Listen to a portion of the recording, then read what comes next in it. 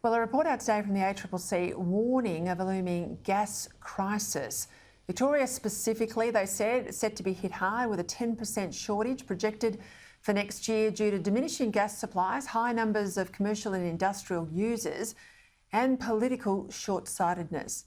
As Acting Chief Executive of the Australian Petroleum Production and Exploration Association, Damien Dyer, pointed out, despite having the most gas users in the country, Victoria has discouraged local investment by announcing a plan to cut it off without a plan to replace it. It's a crisis that's been years in the making. Joining me now to pull it all apart from Canberra, the MP, the member for Hinkler, a former Resources Minister, Keith Pitt, and from Brisbane, Sky News host and former Liberal MP, Gary Hardgrave. Well, Keith, you're a former minister in this area. Madeleine King, your replacement minister from Labor today, accused gas suppliers, she said, of gross negligence, but hardly fair given places like Victoria have all but banned gas exploration and mining. Help us understand what's behind this. Peter, great to be with you. And she also blamed the previous government, which is no surprise. But if you have an 8-year moratorium on exploration for gas in Victoria, well, guess what? You run out of gas. And that's exactly what's happened. I mean, this concept that you can shift Victoria's entire demand from Queensland's LNG exporters is complete nonsense. It just can't be done. What are they going to do? Put it in an Aldi bag?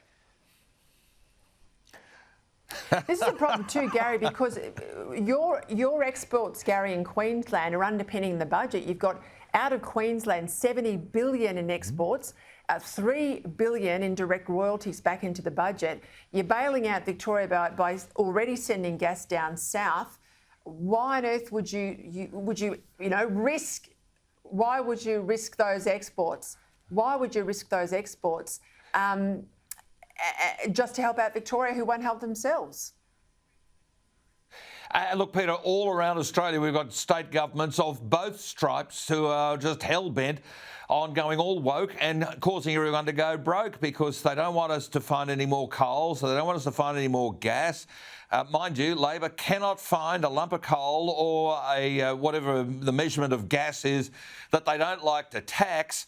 But they want us all to go and stick solar panels on the top of our head and wind farms on the back of our cars and whatever else they want us to do. Oh, and the electric cars in Canberra, they're all powered by coal and gas as well. I mean, you know, everywhere you turn, this virtue signalling stuff is destroying Australia. We will never have a manufacturing base, which is what Victoria used to have, unless we have baseload power, and gas is part of that equation. Pretty simple, pretty simple.